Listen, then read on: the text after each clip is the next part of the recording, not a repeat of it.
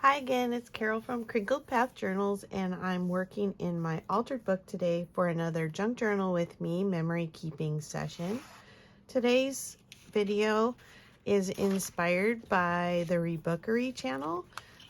She recently posted a video about the street where she lived, and she did a fast forward tutorial just with music showing her street and her journaling process, just thinking back about the street where she lived as a child. And so I thought I would do that today in my memory keeping journal. I have these Teflon sheets. I have the one that I always keep on my desk, and then I also have some that I've cut down to size for Bible journaling that work also really well in my memory keeping journals. I'm just going to go ahead and get some Liquitex Gesso on the page to start, and then we'll go from there.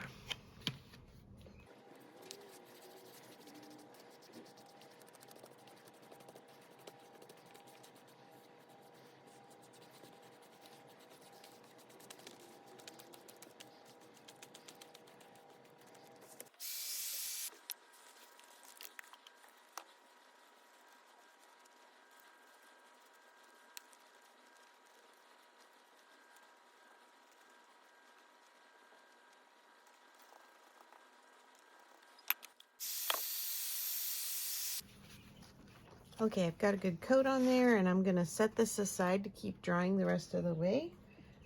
And we're going to work on the next piece.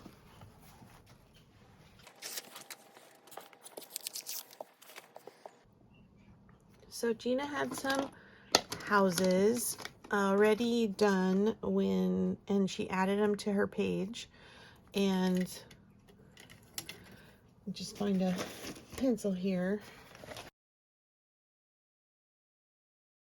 So her houses were all from the front, and I don't know, they might have been from different sides of the street, but I kind of thought I would do more of an aerial view of the homes on our block. And so I'm just gonna draw some little houses from the top.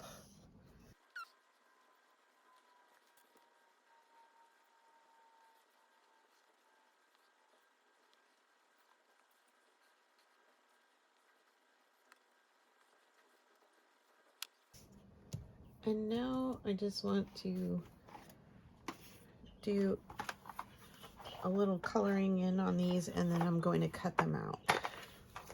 I'm going to be using my Neocolor 2 crayons again today.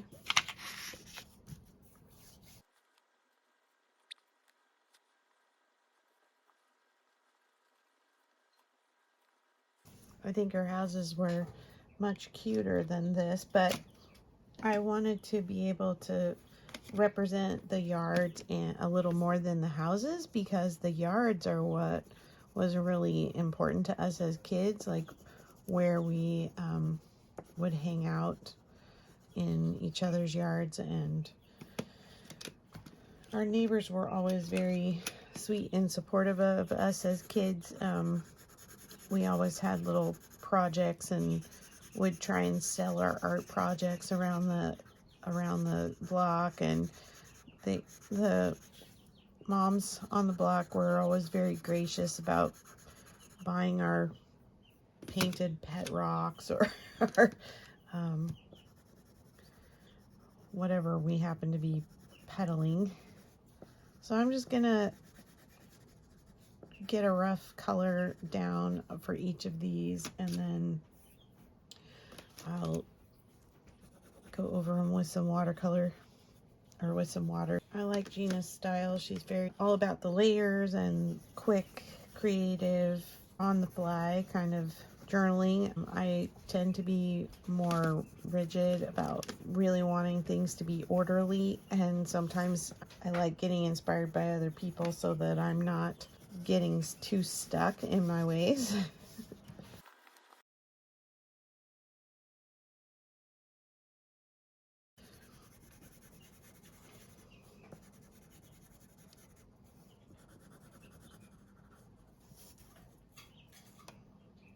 One more color.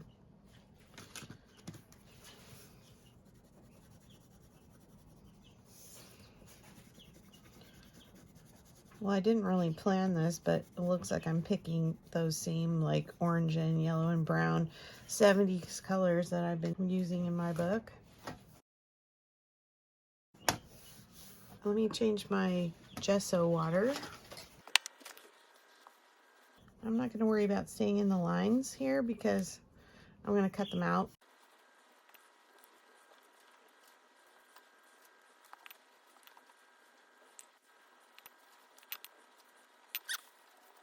Just dab up a little of the excess water.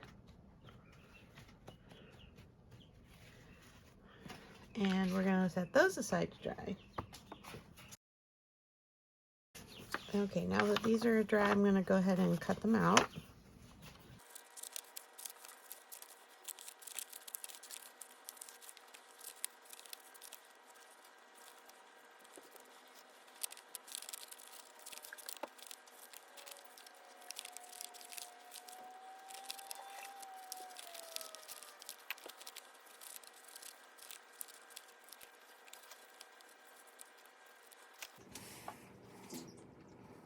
One of the things about our street is that it went uphill and then it curved right at our driveway. And it was notorious for accidents happening at that curve, people cutting through and not making the curve. And there was an accident where a motorcycle rider hit the tree in our front yard. There was an accident where someone hit a parked car in front of our neighbor's house, and if the parked car had not been there, friends and I were actually sitting in the driveway when it happened, and the car probably would have hit us. So everyone was so grateful that it had not been us and it had just been a car that had been hit. And then later, after I was grown and gone, a car actually didn't make the curve and ended up plowing through my parents' garage and went under both of their cars and actually put a huge dent where it pushed the back wall of their garage out. And surprisingly, the people in the car were no worse for wear. Like, they were a little shook up, but they were not hurt in any way. And so it's kind of crazy that we lived on this hill for, my parents were in that house for over 50 years, and that we experienced those 3 accidents in that time.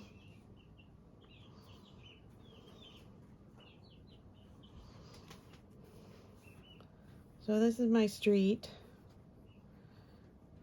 I actually really like the way the color was kind of ribbed up there, so I am gonna kind of lay down this base layer of color, take some of the excess water off, and then I think I'm going to take a more permanent color to put some of those ridges back in my street.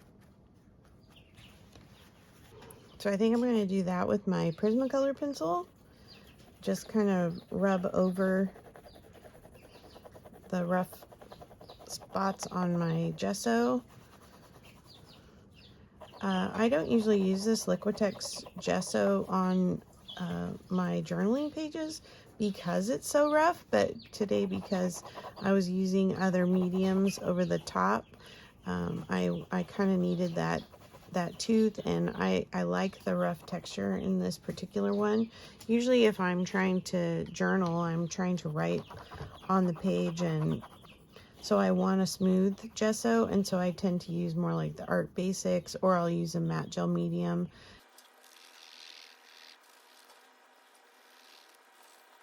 So I'm going to take my houses off and just go ahead and do some, well, I guess I might need them there for my driveway, to figure out where my driveways are.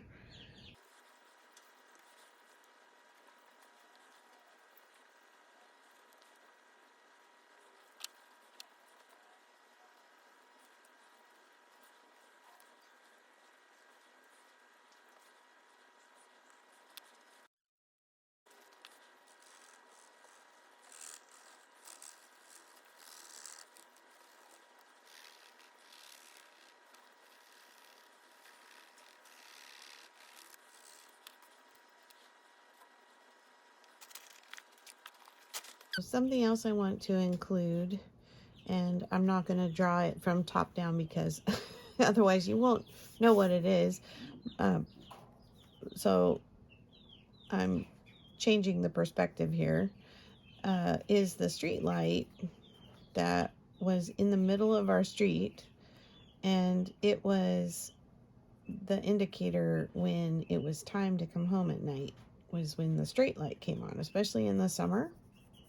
We were allowed to stay outside and hang out with our friends in front yards as long as you were within whistling earshot for my friend's dad, and you could see the street light and know that you needed to come in when that came on.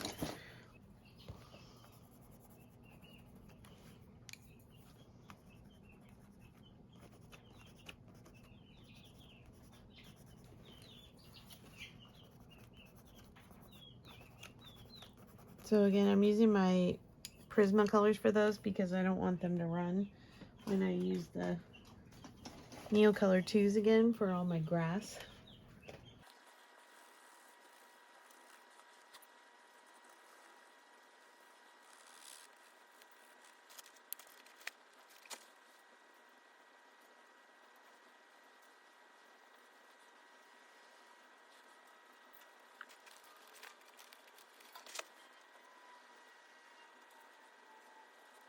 I have to include my neighbor's German Shepherd, because he was a very impressive dog, and we were all a little shy of him, but he was a really cool dog. Hopefully my house doesn't cover him up. I've got here what we call the whoop-de-doo hill. It was a part in the street where it came uphill quite sharply, and then the neighbor had a grass hill that went from one neighbor's yard down into the other, and it was super fun to ride your bike over. And then this was the sort of the dangerous corner. There's a four-way stop, and you had to always be really diligent about watching when you rode your bikes down the hill. And I had a major crash off this curb when I was in first grade, because I was showing off riding my sister's big bike, and I couldn't stop. I survived. Keep going with my grass.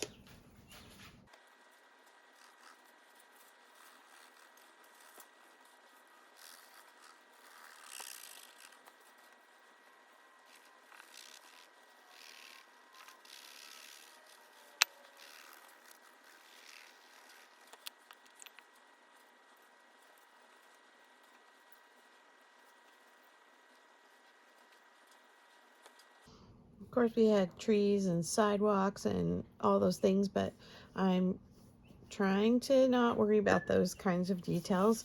Like I said, the grass was the most important thing to us, because we all had these nice big lawns where we would get to hang out.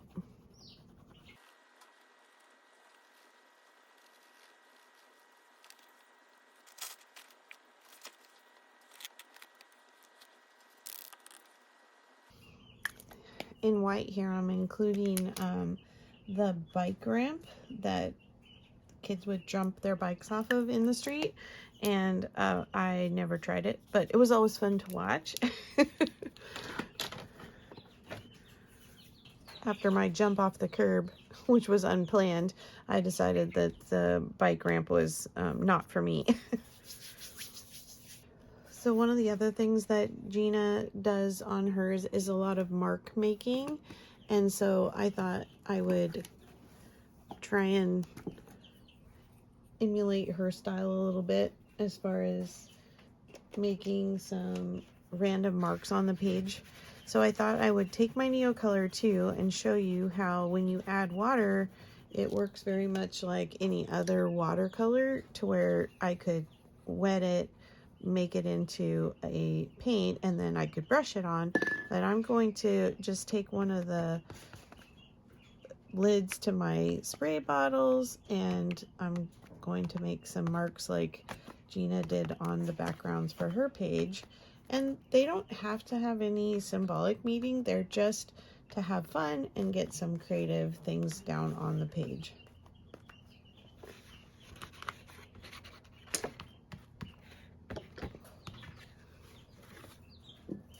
Another thing she does is a lot of paint splatters, and so I'm gonna just go ahead and keep using my Neo colors for this.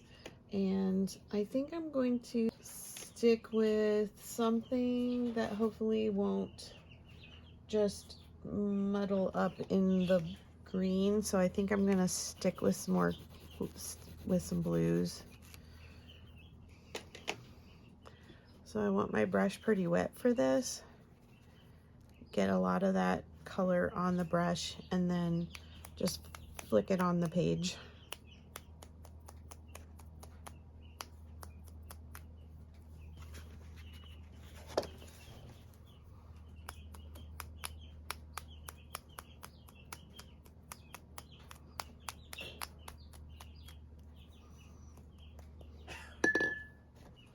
I'm gonna go ahead and use my art glitter glue to put my houses on now.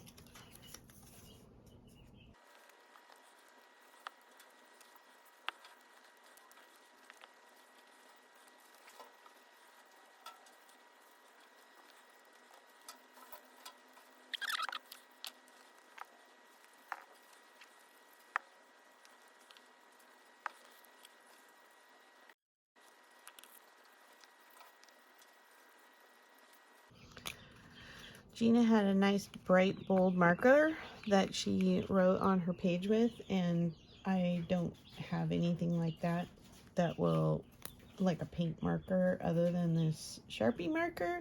So I'm going to improvise and write with the Sharpie marker and then go ahead and color over it.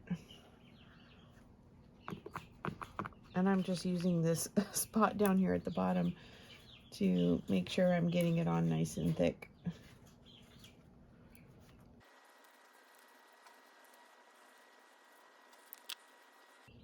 So once that dries, I can add some color to it. The next thing she did was she added some labels to name the homes on her street. And she had sort of labels like this that she cut in half. So I'm gonna go ahead and do that with these.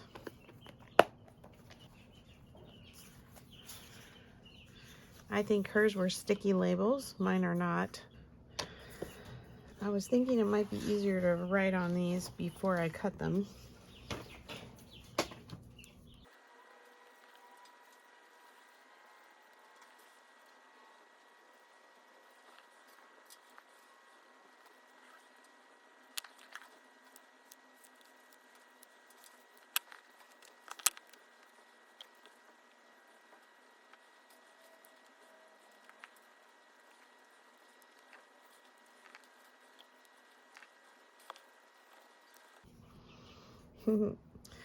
Okay, a few more details I wanted to add were,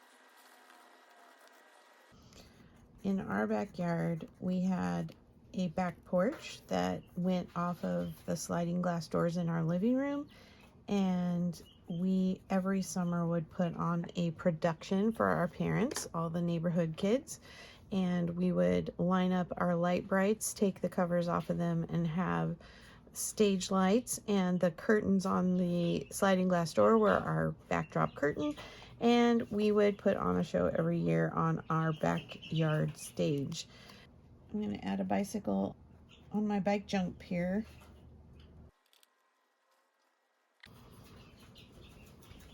And then this is where we always were. And if we weren't there, we were here.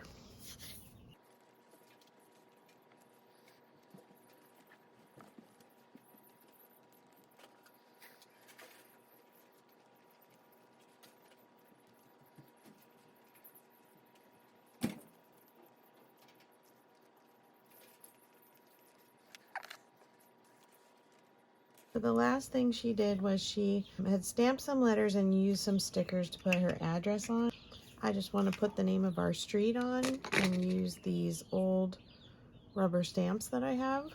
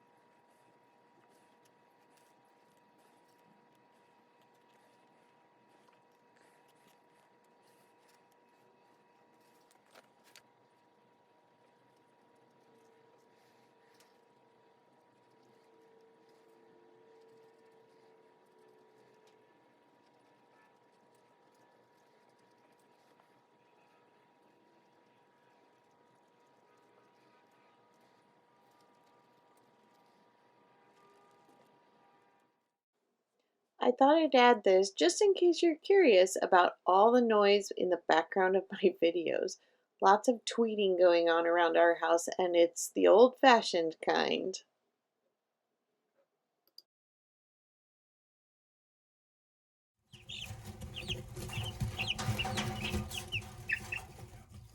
Are you being shy? You decide to be quiet now?